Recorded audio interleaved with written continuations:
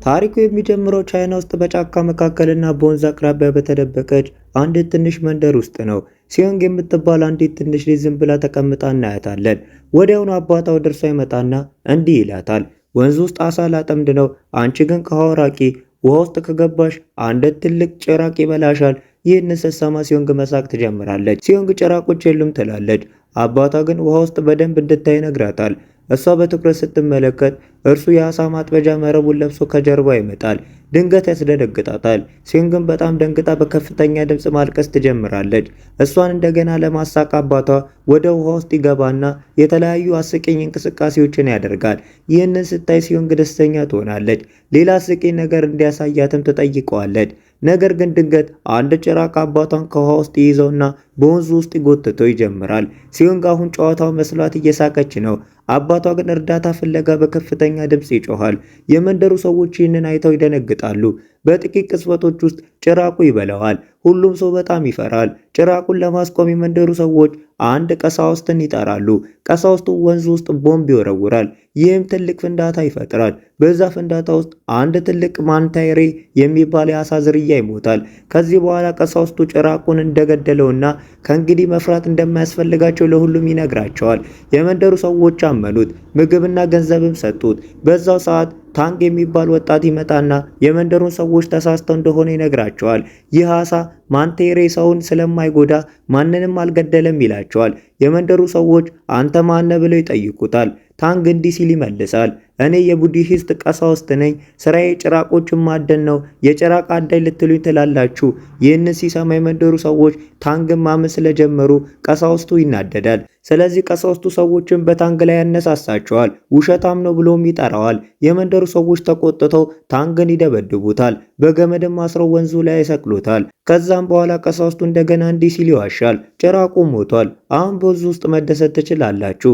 የመንደሩ ሰዎች ተደስተው ለመታጠብ ወደ ውሃ ውስጥ ይዘላሉ። ነገር ግን በዛው ሰዓት ያ ጭራቅ ተመልሶ ሲመጣ ታንግ ያየዋል። ከወንዙ እንዲወጡ በከፍተኛ ድምፅ ይጮሃል፣ ግን ማንም አይሰማውም። ድንገት ጭራቁ ጥቃት ይሰነዝርና አንዲት ሴት ልጅ ይበላል። ይህን ሲያይ ሁሉም ደንግጠው በፍጥነት ከውሃው ይወጣሉ። አንድ የመንደሩ ሰው ቀሳውስቱን ዋሽተኸናል ብሎ ይቆጣዋል። ቀሳውስቱ ሊያስረዳ ይሞክራል። ነገር ግን ጭራቁ በምላሱ ሌላ ሰው ይይዝና ይበላዋል። አሁን የመንደሩ ሰዎች በሙሉ በፍርሃት መሮጥ ይጀምራሉ። አንዲት ሴት ልጇን ትፈልጋለች። ሌሎች ግን ጎትተው ወደ አስተማማኝ ቦታ ይወስዷታል። ከዛ የመንደሩ አለቃ ቀሳውስቱን ይይዘውና ዋሽተናል በማለት የሰጡትን ገንዘብ እንዲመልስ ይጠይቀዋል። ቀሳውስቱ ግን ሌላ አዲስ ጭራቅ ነው የመጣው ብሎ እንደገና ያዋሻል። ነገር ግን በዛው ቅጽበት ጭራቁ የመንደሩን አለቃ በምላሱ ስቦ ይወስደዋል። ይህንን ሲያይ ቀሳውስቱ በጣም ይደነግጣል። በዚህ ጊዜ ታንግ ባላችሁበት ቆሞ ዝም በሉ፣ ምንም አይነት ድምፅ እንዳታሰሙ ብሎ ይጮሃል። ለጥቂት ጊዜ ሁሉም ነገር ጸጥ ይላል። ጭራቁም በውሃ ውስጥ በቀጥታ ይንቀሳቀሳል። ነገር ግን የሲዮንግ እናት ልጇን ትጠራታለች። ሲዮንግ የእናቷን ድምፅ ስትሰማ ወደ እሷ መሮጥ ትጀምራለች። ድንገት ጭራቁ ልጅቷን ያጠቃታል። በፍጥነትም ወደ ውሃ ውስጥ ይጎተታታል። እናቷ እሷን ለማዳን ትሮጣለች። አንዳንድ የመንደሩ ሰዎችም ሊረዷት ይሞክራሉ። ነገር ግን ልጅቷን ማዳን አልቻሉም። ጭራቁም ይበላታል። ታንግ በሆነ መንገድ ራሱን ከታሰረበት ገመድ ያላቅቃል። በሐዘንና በቁጣ የተሞላችው እናት በቀን ለመውሰድ ወደ ውሃ ውስጥ ትዘላለች። ድንገት ጭራቁ ከፊቷ ይቆማል። እሷም ልጄ መልስልኝ ብላ ትጮኻለች። ነገር ግን ምንም ነገር ከመፈጠሩ በፊት ጭራቁ እናቱን ይበላታል። ከዛም ጭራቁ ከእንጨት የተሰራ ድልድይ በጅራቱ ይመታዋል። ድልድዩም ይሰበራል። ብዙ የመንደር ሰዎች ውሃ ውስጥ ይወድቃሉ። አንድ ትንሽ ሕፃንም ተንሸራቶ ይወድቃል። በተመሳሳይ ጊዜ ቀሳውስቱ ከተሰበረው ድልድይ ላይ ተንጠልጥሎ ነበር። ሕፃኑ ውሃ ውስጥ ይወድቃል። ጭራቁም ሊበላው ሲል ታንግ በሰዓቱ ደርሶ ሕፃኑን ያድነዋል። ታንግ ሕፃኑን ወደ አስተማማኝ ቦታ ያወጣዋል። ነገር ግን ጭራቁ የቀሩትን የድልድይ ምሰሶዎችን ይሰብራቸዋል። ታንግም እንደገና ወደ ታች ይወድቃል። ጭራቁ ሊያጠቃው ሲል ታንግ በፍጥነት ያመልጣል። ጭራቁ በተሰበረው ድልድይ ላይ ተተብትቦ ወደ ውሃው ለመመለስ ይሞክራል፣ ግን አልቻለም። ታንግ በፍጥነት ሕፃኑን ለእናቱ ይመልሳል። ከዛም ታንግ ወደ ቀሳውስቱ ዞር ብሎ ይህንን ጭራቅ ለመያዝ ያንተ እርዳታ ያስፈልገኛል ይለዋል። ይህንን ብሎ ቀሳውስቱ ይዘውና ወደ ድልድዩ ላይ ይዘላል። ጭራቁን አንስተው ከኋላ ማውጣት ይሞክራሉ። ነገር ግን ጭራቁ በጣም ከባድ ነበር። ሙከራቸው ሳይሳካ ይቀራል። ሁለቱም ወደ አየር ላይ ተወርውረው መሬት ላይ በኃይል ይወድቃሉ። ይህንን ሲያዩ አንዳንድ የመንደሩ ሰዎችም ለመርዳት ወደ ድልድዩ ይዘላሉ። እነሱ ግን አልተሳካላቸውም። ከዛ ድንገት አንዲት በጣም ወፍራም ሴት ወደ እነርሱ እየሮጠች ትመጣለች። በእርምጃዋ ምክንያት ምድሪቱ ትንቀጠቀጣለች። እሷ ወደ ድልድዩ ላይ በዘለለችበት ቅጽበት ጭራቁ ወደ ላይ ተገፍቶ በቀጥታ በቀሳውስቱ ላይ ይወድቃል። ከዛ በኋላ ወዲያውኑ ጭራቁ ወደ ሰውነት ተቀየረ። ይህንን ሲያዩ የመንደሩ ሰዎች ሁሉ ሊገሉት ይሞክራሉ። ነገር ግን ታንክ እኔ ይዘዋለሁ፣ ጭራቆችን በትክክለኛው መንገድ እንዴት መያዝ እንዳለብኝ ያውቃለሁ በማለት ያስቆማቸዋል። ታንክ እቃዎቹን ያስቀምጥና አስተማሪው የሰጠውን የልጆች ግጥም መጽሐፍ ያወጣል። ጭራቁን ለመያዝም ከመጽሐፉ ላይ ማንበብ ይጀምራል። ነገር ግን ይህንን የሰማው ጭራቅ ይናደድና ታንክን መምታት ይጀምራል። በዛው ቅጽበት ኪም የምትባል አንዲት ቆንጆ ልጅ ትመጣለች። በጭራቁ ላይ ጠንካራ ጥቃት ካደረገች በኋላ ጨርቅ አውጥታ ትጠቀልለዋለች። ወዲያውኑም ጭራቁ ወደ ትንሽ አሻንጉሊትነት ይቀየራል። ከዛ በኋላ ኪም ወደ ታንክ ትመጣና አንተም ጭራቆችን ታድናለህ ብላ ትጠይቀዋለች። ታንክም ራሱን በመነቅነቅ አዎ ይላታል። የአስተማሪውን መጽሐፍ ያሳያታል። አስተማሪው እርሱ ለየት ያለና ተፈጥሯዊ ችሎታ ያለው ሰው እንደሆነ እንደሚያምን ይነግራታል። ኪም ግን ትስቅበታለች። በእጇ ባለው አምባር የራሷን አስማታዊ ኃይል ታሳየዋለች። ይህን ሲያዩ መንደሩ ሰዎች ኪምን ያመሰግኗታል። ታንክ ግን ሰዎቹን ቀደም ብሎ ማደን ባለመቻሉ በጣም ያዝናል። ከዛም ታንክ ወደ አስተማሪው ዘንድ ይሄዳል። ለመንደሩ ሰዎች መድረስ ባለመቻሉ እንደከሸፈ ለአስተማሪው ይነግረዋል። አስተማሪው ግን የገጠመው ጭራቅ ድሮ ደግ ፍጥረት እንደነበረ ይነግረዋል። ጭራቁ አንድ ቀን ወንዙ አቅራቢያ አንዲት ሕፃን ለማዳን ሲሞክር የመንደሩ ሰዎች ግን ሕፃኗን ሊጠልፍ የመጣ መስሏቸው ገደሉት፣ ወደ ወንዙም ጣሉት። በዚህ ምክንያት በቁጣ ተሞልቶ ለበቀል ወደ ጭራቅነት ተቀየረ። ይህን ሲሰማ ታንግ በእውነት የልጆችን ግጥሞች ጭራቅን መልሶ ደግ የማድረግ ኃይል አላቸው ብሎ ይጠይቀዋል። አስተማሪው ይህንን ለምን ጠየቀኝ ይለዋል። ታንግ እንደ ሌሎቹ ሰዎች ጭራቆችን ማጥፋት እንደሚፈልግ ይነግረዋል። አስተማሪው ግን መግደል የተሻለው መንገድ እንዳልሆነ፣ ደግ ሰው ሁልጊዜ ጭራቅ ወደ ደግነት ለመቀየር እንደሚጥር ይነግረዋል። ይህን ሲሰማ ታንግ ማልቀስ ይጀምራል። እነዛ ሰዎች ማዳን እችል ነበር ይላል። አስተማሪው ወደ እርሱ ቀረብ ብሎ ምንም አይነት ስህተት እንዳልሰራ ይነግረዋል። ታንግ እውቀቱን በትክክል ሲረዳው የልጆቹ ግጥሞች ምን ያህል ኃይል እንዳላቸው እንደሚረዳው ይነግረዋል። ከዛ በኋላ ታንግ ጥሏቸው ይሄዳል። ቀጥሎም ጥንዶች ወደ አንድ ምግብ ቤት ሲገቡ እናያለን። ነገር ግን ምግብ ቤቱ ጭልጥ ያለ ባዶ ስለሆነ ግራ ይጋባሉ። ድንገት አንድ አስተናጋጅ ይመጣል። አስተናጋጁ እንኳን ደህና መጣችሁ በማለት ስለ ቦታው ያስረዳቸዋል። ከጥቂት ጊዜ በኋላ ምግብ ያቀርብላቸዋል። ምግቡ እንዴት እንደሆነም ሲጠይቃቸው በጣም ጥሩ እንደሆነ ይነግሩታል። አስተናጋጁ ምግቡን የሰራው ጌታው እንደሆነ በኩራት ይናገራል። ከዛም ምግቡን የሰራውን ሰው እናየዋለን። እርሱ በእውነቱ የአሳማ ጭራቅ ቢሆንም ቁመናው ግን በጣም ያምራል። ጭራቁ በጥንዶቹ ፊት መደነስ ይጀምራል። ሴቷን በእርሱ ተማርካ ልታናገረው ትሞክራለች። ጭራቁ ግን እምቢ ይላታል። እሷ ማቆም ስታቀት ጭራቁ ተቆጥቶ በከፍተኛ ድምፅ ይጮሃል። ጥንዶቹ ደንግጠው ለመሸሽ ይሞክራሉ። ነገር ግን ጭራቁ በሹል መሳሪያው ሁለቱንም ይገላቸዋል። ከጥቂት ሰዓታት በኋላ ታንክ ወደዛ ምግብ ቤት ይደርሳል። አሁን ግን ቦታው በሰው የተሞላ ይመስላል። አንዲት ሴት አስተናጋጅ ወደ እርሱ መጣ እንኳን ደህና መጣ ትለዋለች። እውነታው ግን ይህ ምግብ ቤት ሰዎችን ለመግደል የተዘጋጀ ወጥመድ ነው። ታንክ ግን እውነታውን በግልጽ ማየት ይችላል። ስለዚህ ለአስተናጋጇ እኔ ጭራቅ አዳኝ ነኝ፣ ጨዋታችሁን አብቅቷል ይላታል። ከዛም ጭራቁን ፊቱ ላይ በቦክስ ይመታዋል። ጭራቁ በጣም ይናደድና ሊያጠቃው ሲል በዛው ቅጽበት ኪም እንደገና ትመጣና በአምባሯ ተጠቅማ ጭራቆቹን ማሸነፍ ትጀምራለች። ነገር ግን መሪው ጭራቅ የሆነ ቦታ ተደብቆ እንደሆነ ታውቃለች። ስለዚህ ወጥቶ እንዲጋፈጣ በከፍተኛ ድምፅ ትጮዋለች። በዛን ጊዜ ጭራቆቹ መሪ ብቅ ይልና ኪምን ያጠቃታል። ጭራቁ በጣም ኃይለኛ ቢሆንም ኪም ግን ተስፋ አትቆርጥም። በአምባሯ ደጋግማ ጥቃት ተሰነዝርበታለች። ከዛም ጭራቁ ወደ ኪም ይቀርብና በመሳሪያው ሊመታት ይሞክራል። ኪም ግን በአስማታዊ አምባሯ ራሷን ትከላከላለች። የጭራቁንም መሳሪያ በቀጥታ መሬት ውስጥ ይገባል። በዚያው ቅጽበት ኪም ወደ ላይ ትዘልና አምባሯን በጭራቁ አንገት ላይ ታጠልቅበታለች። ከጀርባዋም አጥብቃ ትይዘዋለች። በዝግታም ጭራቁ ትክክለኛ መልኩን ማሳየት ይጀምራል። ከዛም ለታንክ የዚህ ጭራቅ ክፋት ያለው ጉሮሮ ውስጥ ነው፣ ስም አውጣው ትለዋለች። ታንግ የጭራቁን ፊት ሲያይ ይጸየፈዋል። ይሁን እንጂ ወደፊት ይራመድና ጭራቁን በመሳም ክፋቱ ወደ ራሱ ይወስደዋል። ይህ ሁኔታ ታንግን በጣም እንዲረበሽና እንዲደክመው ያደርገዋል። ስለዚህ ኪም በፍጥነት ታንግን ተሰማውና ያንን ክፋት ወደ ራሷ ተወስደዋለች። ከዛም በአንድ ጨርቅ ውስጥ ታስረዋለች። ነገር ግን ጭራቁ በጣም ጠንካራ ነበር። ጨርቁን ቀዶ በመውጣት እንደገና ነፃ ይሆናል። ይህንን ሲያዩ ኪምና ታንግ መሮጥ ይጀምራሉ። ሆቴሉ ሙሉ በሙሉ ከኋላቸው ይፈራረሳል። ካመለጡ በኋላ ኪም ለታንግ ያንን ጭራቅ ገለነው ቢሆን ኖሮ ብዙ ገንዘብ እናገኝ ነበር ትለዋለች። ጭራቁ ግን በጣም ኃይለኛ ስለነበረ ልትይዘው አልቻለችም። ታንግ ግን እኔ ጭራቆችን መግደል አልፈልግም፣ የምፈልገው እነርሱን ይዤ ውስጣቸው ያለውን ደግነት ማውጣት ነው ይላል። ኪም ይህንን ስትሰማ ትስቃለች። እንዲህ ማሰብን ከቀጠልክ ትገደላለህ ትለዋለች። ታንግ ህይወቱን ስላዳነችለት ያመሰግናታል። በደግነቱ የተነሳ ኪም ትወደዋለች። እንዲስማትም ትጠይቀዋለች። ታንግ ግን ይደነግጥና ጥሏት ይሮጣል። በማግስቱ ታንግ ወደ አስተማሪው ይሄድና ስለ አሳማው ጭራቅ ይጠይቃል። አስተማሪው የጭራቁ ስም አሳማው ጭራቅ እንደሆነ ይነግረዋል። እርሱ ድሮ በጣም ደግ ሰው ነበር፣ ነገር ግን መልኩ አስከፊ ነበር። ያም ሆኖ ግን ሚስቱን በጣም ይወዳት ነበር። ነገር ግን ሚስቱ ካደችው። ሌላ ወንድም ይዛም ኮበለለች። ሁለቱም ሆነው በሰይፍ ገደሉት። በዚህም ስቃይና ቁጣ ምክንያት ወደ አደገኛ ጭራቅነት ተቀየረ። ታንግ ይህንን ሲሰማ እንዲህ ያለውን ጠንካራ ጭራቅ መያዝ እንደማይችል ይናገራል። አስተማሪ ግን እንዲህ ያለውን ኃይለኛ ጭራቅ ለመያዝ ጭራቆችን እንዴት መቆጣጠር እንደምትችል የሚያስተምረውን ከነርሱ የበለጠ ጠንካራ ሰው መፈለግ እንዳለበት ይነግረዋል። ከዛም አስተማሪው ለ500 ዓመታት በቡዳ ተራራ ውስጥ ታስሮ ስለሚገኘው የዝንጀሮ ንጉስ ይነግረዋል። ታንግ የዝንጀሮ ንጉስ አይቶት የሚያውቀው ስለሌለ ይህ ውሸት መሆን አለበት ይላል። አስተማሪው ግን ትልቅ የቡዳ ሐውልት ወዳለበት አሮጌ ሸለቆ ሂድና እዚያም የዝንጀሮ ንጉስ እንደሚያገኘው ይነግረዋል። እርሱም ማሳመን ቀላል እንደማይሆን ግን ተስፋ ሳይቆርጥ የልጆቹን ግጥም መጠየቅ እንዳለበት ይነግረዋል።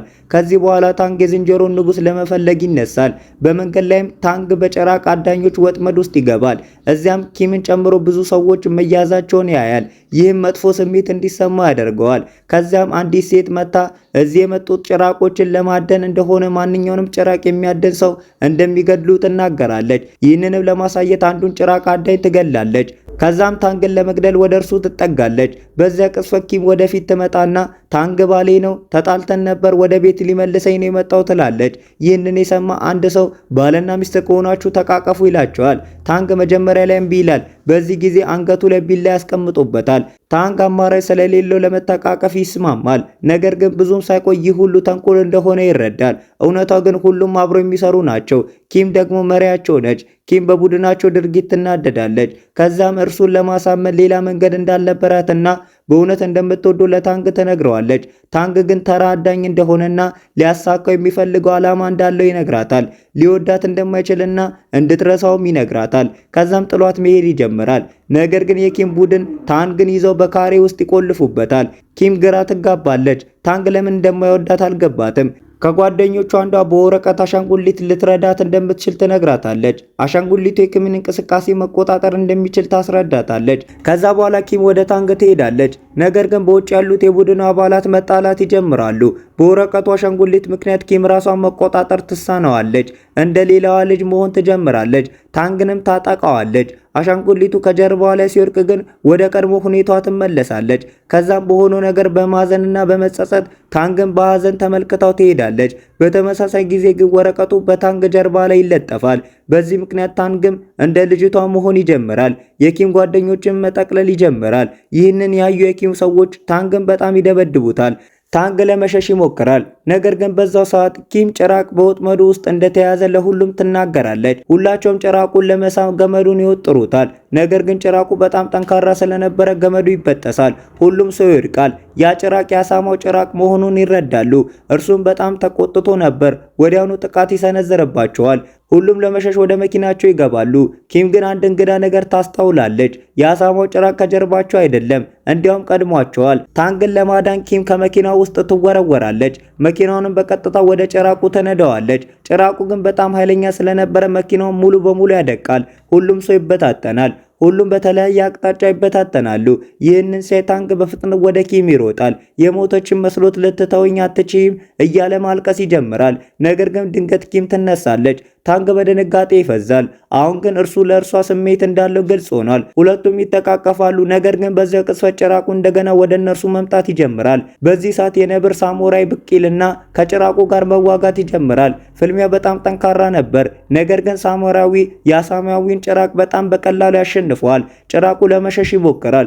ሳምራዊ ሊያሳድደው ሲል ድንገት ሌላ ተዋጊ ብቅ ይልና መዋጋት ይጀምራል። ይህ ተዋጊ በእግሮቹ ጥንካሬ የታወቀ ነው። ፍልሚያቸው ይጀምራል። ነገር ግን በመካከላቸው ሰይፍ ስለበረረ ድንገት ይቆማሉ። ሲመለከቱ ሰይፉን የወረወረው ፕሪንስ ኢምፖርታንት የተባለ በጣም ፈጣንና የተካነ ሰይፈኛ ነው። አሁን ሶስቱም የአሳማውን ጭራቅ መያዝ ይፈልጋሉ፣ ግን አብሮ አይደለም። ጭራቁን የያዘ ሰው ታላቁ አዳኝ ተብሎ ስለሚጠራ እያንዳንዳቸው ለብቻቸው መያዝ ይፈልጋሉ። መጨቃጨቅ ይጀምራሉ። ታንግ ግን በመካከላቸው ገብቶ ሶስቱም ጠንካራ ስለሆኑ አብሮ መስራት እንዳለባቸው ይነግራቸዋል። በተጨማሪ በሙሉ ጨረቃ ምሽት የአሳማው ጭራቅ ይበልጥ እንደሚጠነክር ያስጠነቅቃቸዋል። እነርሱ ግን አይሰሙትም፣ ይልቁኑ ይስቁበታል። ለማኝ ብሎም ይጠሩታል። ከዚህ በኋላ ታንግ ጉዞውን ብቻውን ይቀጥላል። ኪም አብረው እንደምትሄድ ትነግረዋለች። ታንግ ግን ይቆጣና በእርሷ ምክንያት ዓላማው ላይ መድረስ እንዳልቻለ ይነግራታል። ሊወዳት እንደማይችልም ይነግራትና የልጆቹን ግጥም መጽሐፉን እንዲመልስላት ይጠይቃታል። ኪም በቁጣ መጽሐፉን አውጥታ ትቀደዋለች። ያለኔ እዛ ሆቴል ውስጥ ሞት ነበር ብላ ታንግን ትመታዋለች። በንግግሯ የተጎዳው ታንግ ጥሏት ይሄዳል። ኪምም ጓደኞቿን ትታ የራሷን መንገድ ትይዛለች። ታንግ የዝንጀሮውን ንጉሥ ፍለጋ ጉዞውን ይቀጥላል። ከብዙ ቀናት በኋላ ተራራ ላይ ያለ አንድ ቤተ መቅደስ ይደርሳል። ነገር ግን እዛ ምንም አይነት የቡድሃ ሐውልት ማየት አይቻልም። ከዛም በአቅራቢያው ባለ ውሃ ፊቱን ይታጠባል። በዛው ቅጽበት ውሃ ላይ የተጻፈ ነገር ያስተውላል። እንዲህ ይላል፣ በመስታወት ውስጥ የተደበቀውን ነጸብራቅ ለይተህ እወቅ። ይህንን ካነበበ በኋላ በትኩረት ሲመለከት የቡድሃ ሐውልቱ ውሃ ውስጥ ተገልብጦ እንደሚታይ ይረዳል። ይህንን ተረድቶ ተራራውን ይሻገርና ሐውልቱ ያለበትን ቦታ ይደርሳል። እዛም በአበቦች ስር የተደበቀ መንገድ አግኝቶ ወደ ውስጥ ይገባል። በውስጡም አንድ እንግዳ ሰው ወደ እርሱ እየሮጠ ይመጣና በጣም እንግዳ የሆኑ ድርጊቶችን ማሳየት ይጀምራል። ታንግ ደነገጠና የዝንጀሮ ንጉሥ ፍለጋ እንደመጣ ይናገራል። ሰውየው ፈገግ ይልና እርሱ ራሱ የዝንጀሮ ንጉሥ እንደሆነ ይነግረዋል። ታንግን በማየቱ ደስተኛ ይመስላል። ታሪኩንም መንገር ይጀምራል። ከ500 ዓመታት በፊት ሞኝና በጣም ተላላ እንደነበረ ይናገራል። ቡድሃን አልሰማም ስላለ ቡድሃ እዛው አሰረው። እዛም ቦታ ለ500 ዓመታት እንደቆየ አሁን ግን ስህተቱን ተረድቶ ወደ ደግ ሰውነት እንደተቀየረ ይነግረዋል። ከዛም ታንግ አሳማውን ጭራቅ እንዴት ወደ ደግነት ፍጥረት ለመቀየር እንደሚችል ሊማር እንደመጣ ይነግረዋል። የዝንጀሮ ንጉሥ ያንን ጭራቅ ለመቆጣጠር አንድ መንገድ ብቻ እንዳለ ይነግረዋል። የቡድሃን ማህተብ ያሳየውንና በዚህ ማህተብ ታንግ ወደ አሳማው ጭራቅ ደግነት ማምጣት እንደምትችል ይነግረዋል። ታንግ ግን የዝንጀሮ ንጉሥ እዛ የታሰረው በዚህ ማህተብ ምክንያት እንደሆነ ይረዳል። ስለዚህ ለመጠቀም እምቢ ይላል። ይህንን የሰማው የዝንጀሮ ንጉሥ በጣም ይናደዳል። ለታንግ ስጦታ ሊሰጠው ፈልጎ እንደነበር ታንግ ግን እምቢ እንዳለ ይናገራል። ከዛም ማህተቡን ራሱ ለማንሳት ይሞክራል። ነገር ግን ከፍተኛ የኤሌክትሪክ ንዝረት ያገኘዋል። ለማምለጥ ደጋግሞ ይሞክራል። ነገር ግን ምንም ቢያደርግ ሊያመልጥ አልቻለም። የዝንጀሮ ንጉሥ በዚያ ቦታ በጣም እየተሰቃየ ነው።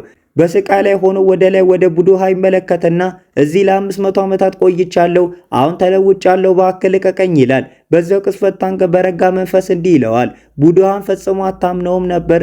ደግ ስራዎችን አልሰራህም። ደግ ስራ ብትሰራ ኖሮ እስካሁን ነፃ ትወጣ ነበር። ስለዚህ ያ ጭራቅ ብዙ ንጹሃን ሰዎችን ስለገደለ አሳማውን ጭራቅ እንዲይዝ ልትረዳኝ ይገባል። ይህንን ሲሰማ የዝንጀሮ ንጉሥ ይስማማል። ታንግ በሆደ ተንኮል አሳማውን ጭራቅ አታሎ ወደዛ ማምጣት እንዳለበት ይነግረዋል። በተጨማሪም የታንግ የአንዲት ሴት እርዳታ እንደሚያስፈልገው ይነግረዋል።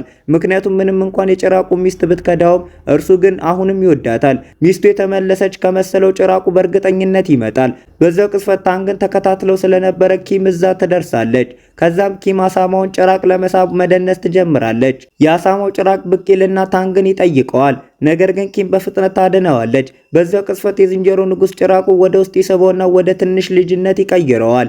ከዛም ኪም ጭራቁን በአሻንጉሊት ውስጥ ታስረዋለች። እንዲሁም አንድ ቀን ወደ ደግነት እንዲቀይራቸው የአሳማውን ጭራቅ አሻንጉሊት ለታንግ ትሰጠዋለች። ከዛም በኋላ ኪም ታንግን ትመለከትና ልታገባው እንደምትፈልግ ትነግረዋለች። አስማታዊ አምባራው ወደ ቀለበት ቀይራ በታንግ ጣት ላይ ታጠልቃለች። ታንግ ግን ይህንን አይወድም። ቀለበቱን ለማውጣት ይሞክራል፣ ነገር ግን ሊያወጣ አልቻለም። ከዛም እንደማይወዳት በግልጽ ይነግራታል። እንዲያውም እጁን ድንጋይ ላይ ያስቀምጥና ቀለበቱ ካልወጣ ጣቴን እቆርጠዋለሁ ይላል። ይህንን ስትሰማ ኪም በጣም ትጎዳለች። ቀስ ብላ ቀለበቱን ታወጣና ከእንግዲህ እንደማታስቸግረው ትነግረዋለች። ከዛም የቀደደችውን መልሳ የጠገነችለትን የልጆች ግጥም መጽሐፉን ትሰጠዋለች። ታንግ ግን ለመቀበል እምቢ ይላል። ከዛ በኋላ ኪም እዛ ቦታ ጥላው ትሄዳለች። ታንግ የዝንጀሮን ንጉስ አመስግኖ እርሱም ይወጣል። ታንግ ከዋሻው እንደወጣ ስለ ኪም ማሰብ ይጀምራል።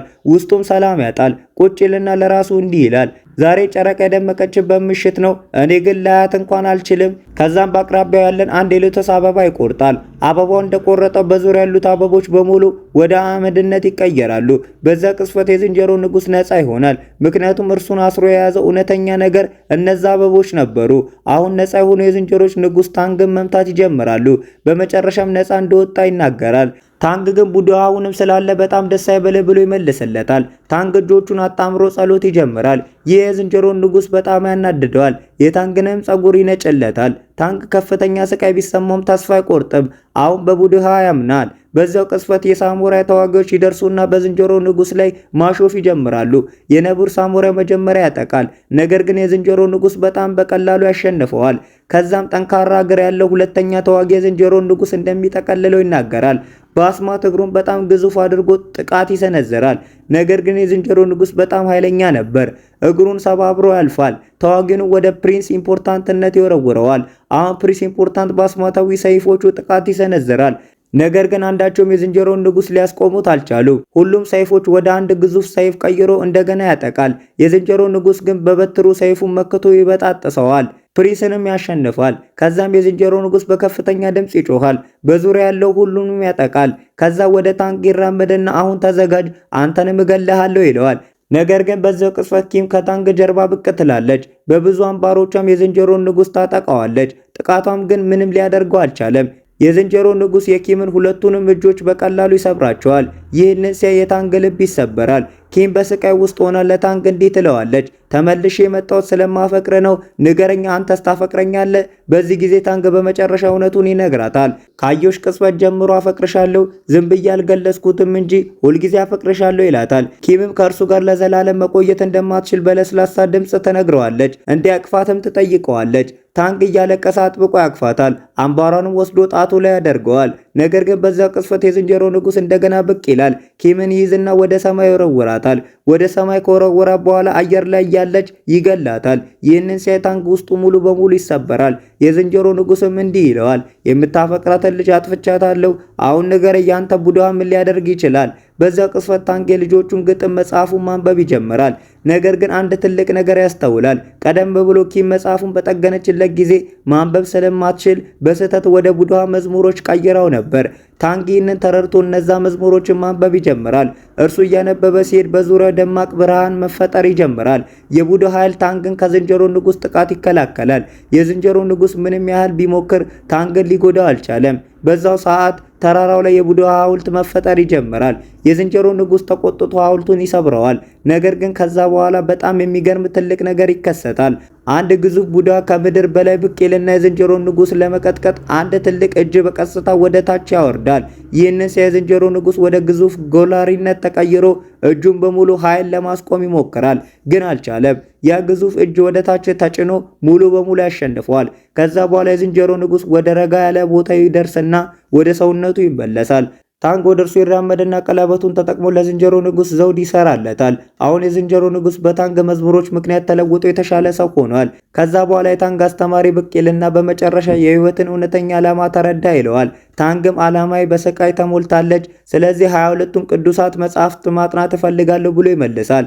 መንገዱ አደገኛ ቢሆንም እነዛ መጽሐፍት ለመማር ወደ ህንድ መሄድ እንዳለበት አስተማሪው ይነግረዋል። ነገር ግን ብቻውን አይሆንም። ሶስቱ ጭራቆች ወደዚህ ጉዞ ላይ ይረዱታል። በመጨረሻም ታንግና ሶስቱ ጭራቆች ጉዟቸው ወደ ህንድ አብረው ሲጀምሩ እናያለን። የታሪኩ ፍጻሜም እዚህ ላይ ይሆናል። የዛሬው ታሪክ እዚህ ላይ ያበቃል። ነገር ግን የኔና የናንተ ውድ ተመልካቾች ጉዞ እዚህ ላይ ያበቃም። የዛሬው ታሪክ እንዴት ነበር? እስከሚቀጥለው ድራማ ድረስ እንገናኛለን። ይመቻችሁ፣ ይመቻችሁ። ይህን ቪዲዮ ከወደዳችሁ ደግሞ ላይክ አድርጉት። ሰብስክራይብ ደግሞ በጣም ያስፈልጋል። ሰብስክራይብ